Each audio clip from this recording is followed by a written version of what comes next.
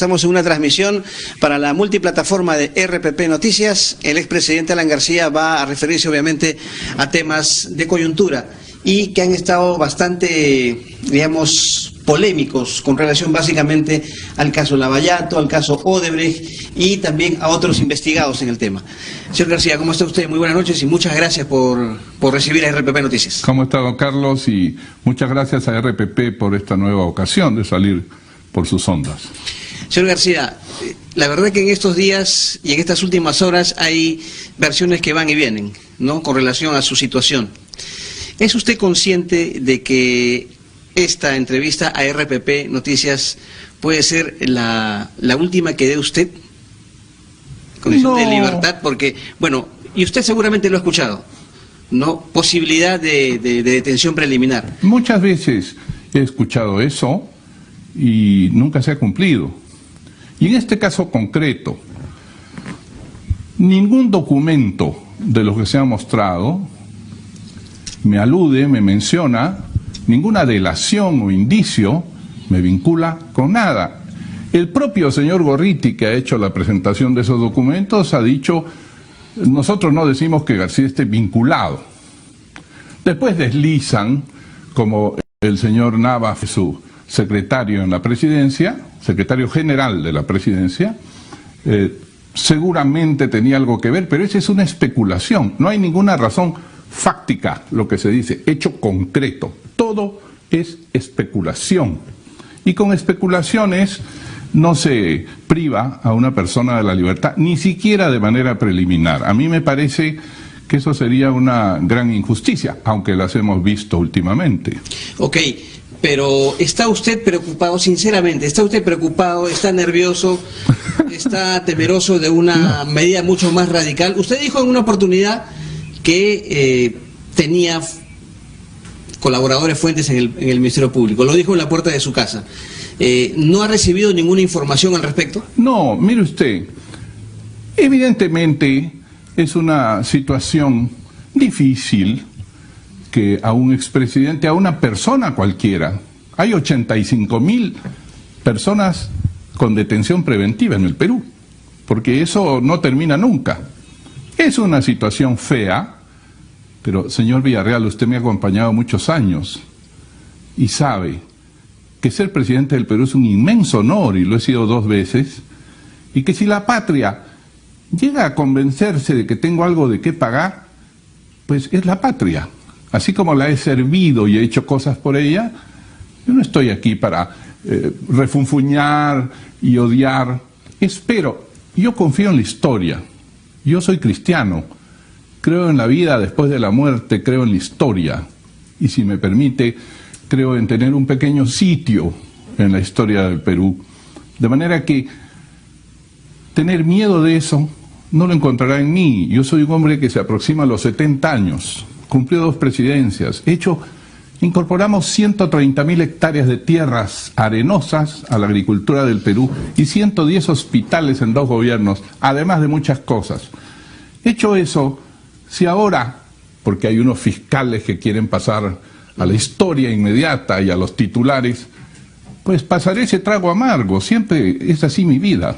O sea, ¿usted va a estar en su domicilio o acá esperando cualquier situación? Se lo pregunto porque, señor García, porque recuerdo en la primera oportunidad, y usted no me va a dejar mentir, del asilo que usted solicitó, usted dijo días antes: no tengo ningún problema, será un orgullo quedarme en mi país. Sí, claro. Pero a las horas usted se fue a la Embajada del Uruguay. ¿Qué nos garantiza que esta vez no haga lo mismo? Porque usted me acaba de recordar, que se avisó que del impedimento de salida se pasaba a una detención inmotivada. Y yo hice uso de un artículo constitucional que dice que tanto usted como yo y todos los peruanos tienen derecho de pedir asilo cuando hay una violación legal. Pero cerrado ese capítulo, ya no se puede hacer nada más que esperar, pero repetir siempre: no hay nada que me vincule, y eso llena de odio a mis adversarios, a los que me tocó derrotar 2 veces, y hace 40 años comencé esta carrera política. Los llena de odio haber dicho que tenía una casa al lado de Julio Iglesias de 10.000 metros. ¿Se acuerda usted del informe LARC? Que tenía $20 millones en unos bancos. Pues esta vez ni siquiera eso hay.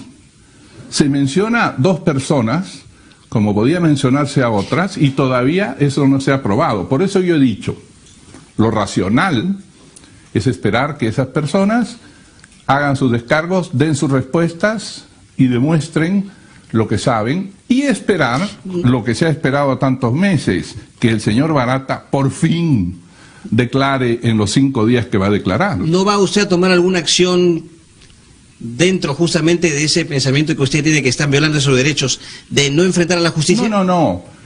Yo no eludo enfrentar a la justicia. Lo que yo digo es... No me lo recuerdo en esos términos, además. Ese es un derecho constitucional. Cuando hay una arbitrariedad de un fiscal que excede sus atribuciones, que sin razones de hecho y sin pruebas dice, se me ocurre, especulo, tengo una conjetura de que el señor Villarreal está en una mafia de drogas, metámoslo adentro.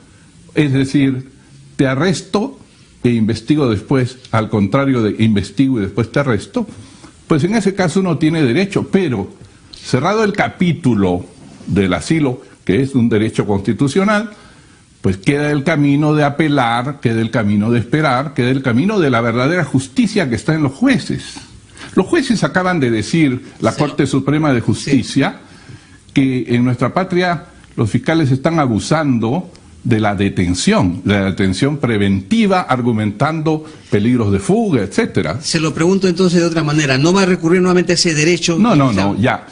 A los derechos se recurre una vez en la vida, y punto. Ajá. Aquí lo que habría que hacer, en el malhadado caso que ocurriera eso, esperar con paciencia. Oiga usted, cuando yo era presidente estuve 10 años impedido de salir del país, no se olvide de eso.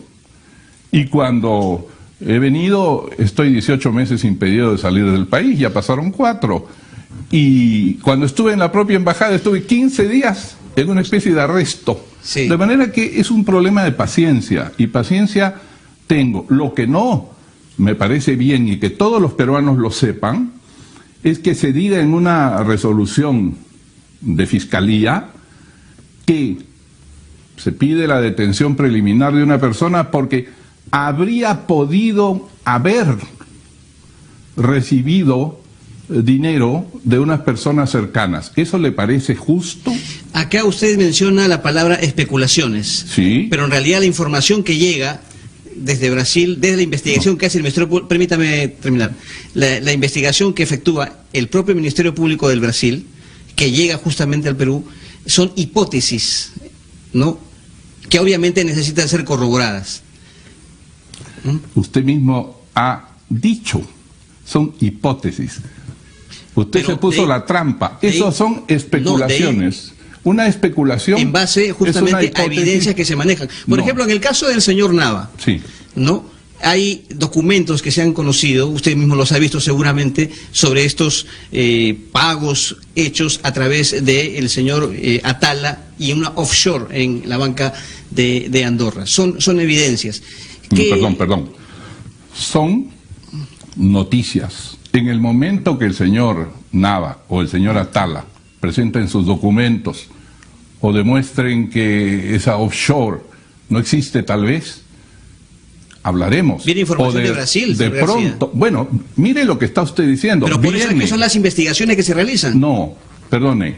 Todavía no se ha homologado el acuerdo del Perú con Brasil, y esos documentos son solamente trascendidos de allá. Ahora, yo no estoy para defender esos temas, simplemente digo que, como usted ha dicho, son hipótesis, especulaciones, y por tal razón, y porque creo en mi país, que no se ha barbarizado tanto todavía, estoy convencido que no hay este tipo de detenciones o restricciones. Mire lo que ha pasado con el señor Kuczynski.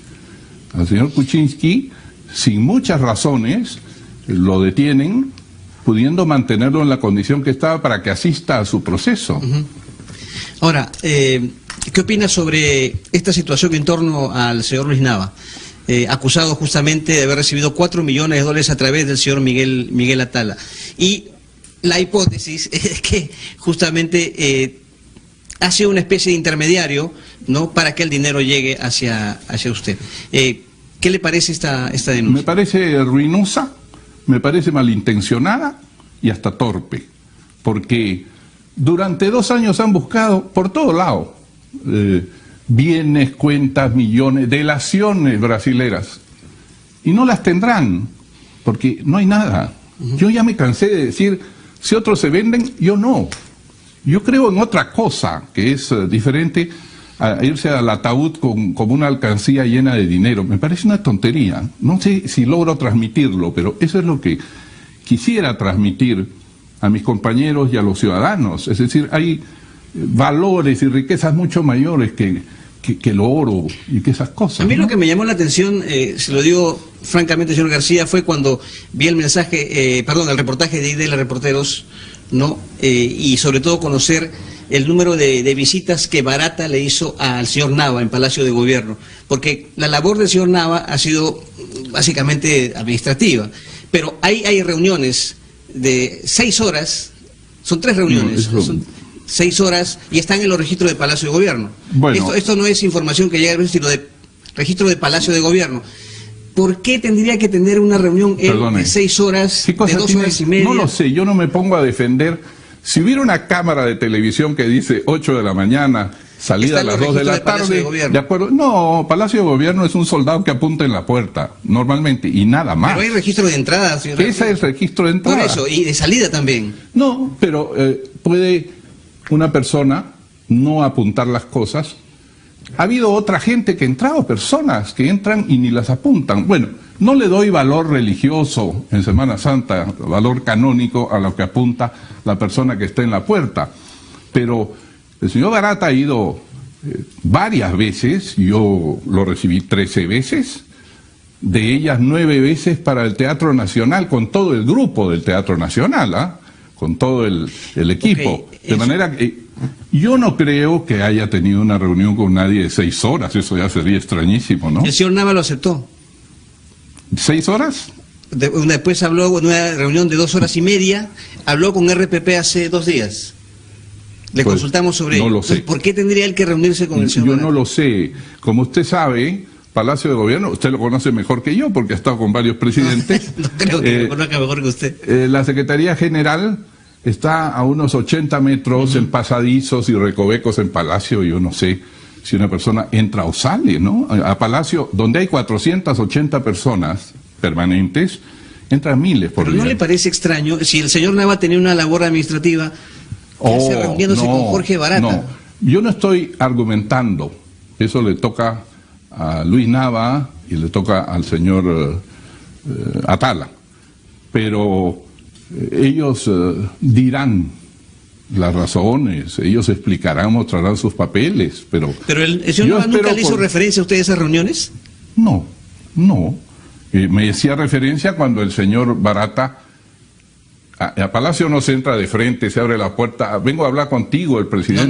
No, tiene que pedir permiso telefónico, luego lo recibe un funcionario o el secretario de la presidencia y avisan telefónicamente y el edecán conduce a la persona hasta el presidente. De pronto un funcionario lo puede recibir. De pronto, así es. Muchas personas reciben personas. De manera que yo no veo en eso ningún indicio de delito.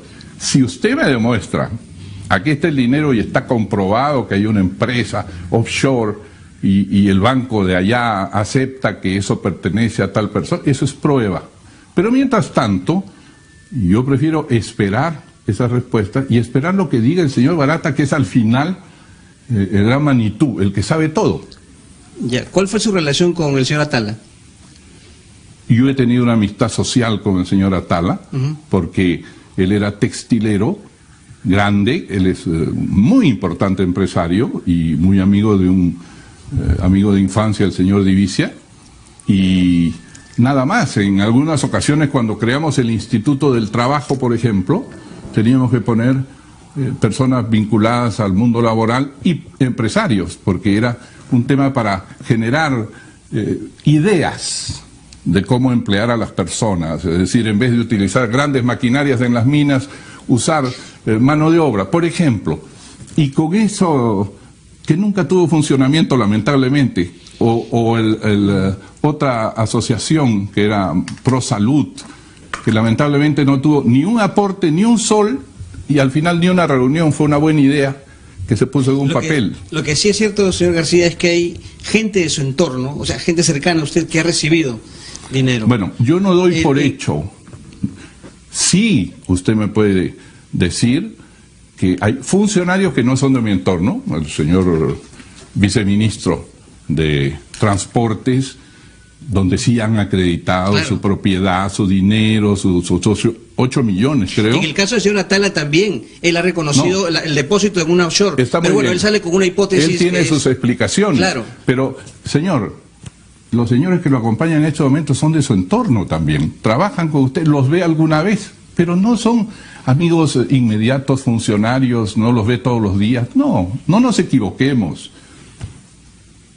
Yo simplemente le estoy consultando. Sí, estoy convencido que ahora uno articula las cosas y dice gente de su entorno. Bueno, el señor Nava, pero son de su sí entorno. Era de mi entorno. Eso es de su confianza, señor Nava.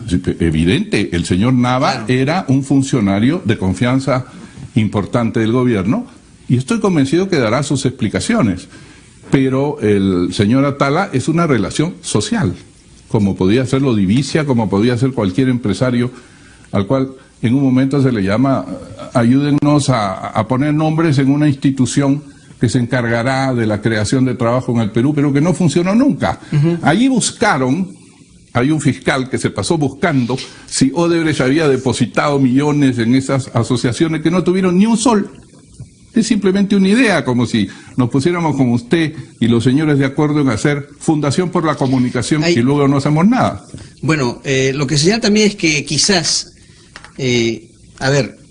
las evidencias más claras, ¿no?, en su contra están en la famosa conferencia que dio usted en Sao Paulo el 25 de mayo del 2012, porque hace poco justamente la Fiesp, ¿no?, dijo que no había solventado, no había pagado su participación, su conferencia. Usted dijo también hace unos minutos nada más que no había sido mencionado usted en las declaraciones que han brindado los ni el señor Grillo, ni el señor Barata, etcétera. Pero permítame hablar de la conferencia.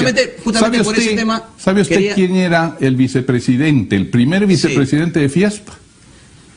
La empresa Odebrecht. Ok.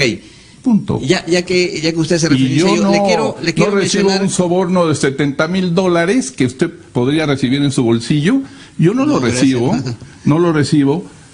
haciendo un viaje, volviendo en la noche, dando una conferencia ante 300 personas para ganar $70,000 líquidos, porque pago 30,000 a la SUNAT transparentemente. Ok, lo que yo le quería mencionar es esto, y justamente en la indagación que hemos hecho, el 18 de febrero la Fiscalía del Perú ha interrogado al señor Marcos Grillo. Marcos Grillo es el generador de recursos, o ha sido el generador de recursos para el sector de operaciones estructurales de Odebrecht.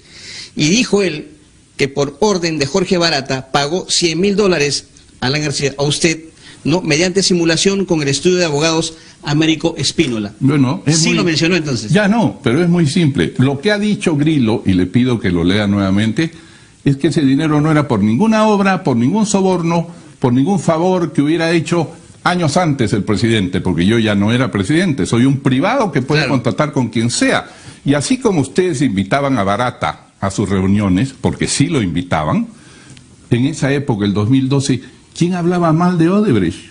A ver, pongámonos en la situación. El 2016 se descubren todos los problemas, pero hasta el 2012, Ipis, Gorriti y todos recibían dinero para sus premios periodísticos y para sus publicaciones del Poder Judicial. Eso deberán contestar ellos. No, pero era una empresa de la cual nadie dudaba. Entonces, si en el 2012, un año después de ser presidente, el vicepresidente de Fiesp dice, Fiesp quiere contratarlo para una conferencia, viajo, doy la conferencia, respondo preguntas 2 horas y media y me vuelvo al país. El problema de quién la paga y cómo la paga es otra cosa. Recibimos un contrato que entre ellos hayan simulado, es entre brasileros. Aquí recibimos un contrato y el dinero vino a mi cuenta. Los sobornos no son así, como usted sabe. Usted dijo o lo ha dicho en varias oportunidades, que es víctima hasta de una persecución, ¿cierto? Bueno, hay una obsesión, tema personal. Hay una obsesión de muchos años, no de ahora, ¿no? Del tema Odebrecht. Y ya le he contado el informe LARC y todas las cosas del año 90-98. Una obsesión ¿Yo qué culpa tengo de haber triunfado 2 veces en las elecciones? A veces me pregunto, ¿por qué? ¿Para qué? Señor García, pero repasando nuestra historia, ¿no? Tenemos salvo los presidentes que ya fallecieron, ¿no? Tenemos a presidentes como Toledo, con investigación, como este está prófugo en este momento de Estados Unidos. Sí, 35 Humala, millones entregados a él. Ollanta Humala, Nadine Heredia, el señor Alberto Fujimori, el señor Barata dijo, le he dado 3 millones en su casa y los contaba delante mío. Alberto Fujimori, que estaba por otro tema, evidentemente fuera del caso. Bueno, pero ese fue un gran caso, hablando, ese claro, fue el mayor. Está bien, le estoy diciendo por eso que es por otro tema. Fueron cientos de millones. Ok, está también ahora Pedro Pablo Kuczynski. Mire, entonces, ¿por qué asumir que su caso es distinto y es personal o es político? Pero, ¿y por qué no aceptar que es distinto? No, se lo pregunto yo a usted. Por eso, ¿y por qué no aceptar que es distinto? ¿Tanto trabajo les cuesta haber tenido un presidente que no roba? Así somos los peruanos, no nos damos cuenta que alguien puede no robar, que cree en la historia, en su partido, en el futuro y en la vida después de la muerte. Hay una obsesión. Si todos están, ¿por qué él no? Métanlo en la cárcel, háganle algo. Bueno, ya, yo digo al final, si la mayoría de mi pueblo llega a creer eso, porque eso se repite, repito, ¿no? Se repiten muchas cosas, entonces, bueno, pero todavía hay leyes, ¿no? Es decir, habrá que afrontar dificultades. Ya la que evidentemente aquí no estamos nosotros sentenciando a nadie. La Fiscalía tiene que hacer su labor. Y tampoco sentencia. No estamos sentenciando, señor García, simplemente estamos... la Fiscalía. No, ya, ok, disculpe. Tiene que efectuar sus investigaciones, tiene que homologarse la pero sin especulaciones. Y se determinarán las responsabilidades investigar o no. No es ya especular. es cuestión de Fiscalía. Pero es consciente, como usted dice, que hay mucha gente que quiere que usted vaya ¿pero qué? a prisión. ¿Soy tonto? Hoy día conversaba con Sergio Tejada y decía, ya que se acaben 30 años de impunidad. Bueno, pobre señor, ¿no? Que al final tuvo que, usted ha visto, 5 años de persecución, 16 millones de soles gastados en la megacomisión, y al final su conclusión dice, los ingresos y bienes de Alan García cuadran con los gastos que ha efectuado y los bienes que posee. Y eso lo aprobó el Parlamento y lo propuso su megacomisión. A ver si no le va a doler después de 5 años y 16 millones del Perú gastados en eso. No hablo de otras muchas investigaciones. De manera que enemigos tengo, y de sobra, y ex amigos tengo más. Que lo terrible de nuestra patria es que un político que ya no tiene poder tiene enemigos ruidosos y amigos silenciosos. ¿Tiene solamente enemigos usted? Hay muchos. ¿Tiene usted también amigos? ¿Le quedan amigos? Sí, claro. Y hay muchos que dicen sí, que le quedan amigos a usted, pero en la Comisión Lavallato, que lo ha favorecido. Y en radioprogramas del Perú, que antes era muy amigo mío. Pero me refiero a la Comisión Lavallato, porque la Comisión Lavallato ha investigado este tema. Sí. Y muchos, dicen, caramba, ha sido favorecido Alan García por la Comisión Lavallato. No, por favor, de ninguna manera. Y yo valoro que a pesar de haber estado 11 horas en la Comisión Lavallato, 11 horas, 11, y estuvo hasta el propio ministro de Justicia actual, no pudieron decir nada más que especular. Decían, es que la coima del tren eléctrico se acaba en el viceministro, tiene que ir más arriba, tiene que ir desesperadamente. Le digo, usted tiene mentalidad de ladrón, le dije, usted tiene mentalidad de pericote que cree que todos son como usted, no me eche la inmundicia de su alma, por favor, nada más. Ahora, ¿le duele a usted, y seguramente también se ha leído que en muchos sondeos, encuestas... No, eso ya no, porque estoy fuera de la vida política igual, y de la simpatía. Eso los candidatos. No necesariamente los candidatos. No, eso García, pregúntele a los candidatos. Porque no solamente es pregunta para los candidatos, porque también hay evaluaciones de expresidentes, y usted los ha visto. A ver, se lo pregunto de todas maneras. Sí, como siempre. Cuando se señala, o el resultado es que usted es uno de los presidentes con mayor nivel de corrupción en la historia, ¿qué piensa, qué siente? Siento que es una injusticia, por tanto, que repite RPP el mismo tema y otros medios como Canal 4. que lo repiten son las permanentemente. encuestas que hacen el medio de comunicación, Pero si nosotros no las ordenamos. Perdóneme, si lo repiten simplemente todo el le estoy día, haciendo una consulta sobre estudios le anteriores. pongo un ejemplo. Si yo me no lo decimos nosotros. Si yo me dedicara a decir todos los días, el señor Villarreal es miembro de una banda de narcotraficantes, y me consigo 2 medios de comunicación que lo repitan todo el día, y en 2 meses lo convierto en el mayor narcotraficante del Perú. Ese es el problema de no tener amigos en los medios. Bueno, nada más. Pero le digo la verdad, ya estoy un poco más allá de eso. Es decir, me preocuparía si yo fuera pero usted cree que los medios van a dirigir esas pero por esos favor, sondeos. Por favor, todos los libros, me refiero a que los sondeos, esos resultados, la opinión, a eso me refiero. La opinión, pues, Carlos, no estoy en eso. Pero la opinión. Entonces, se puede convertir como últimamente se ha hecho. Usted no ha visto que el señor Vizcarra tiene una enorme habilidad para que a sus enemigos los vayan destruyendo en el Parlamento. No hablo de mí. En el Parlamento, al señor Chávarri lo convirtieron en una especie de Hitler. Al señor Chávarri era un Hitler.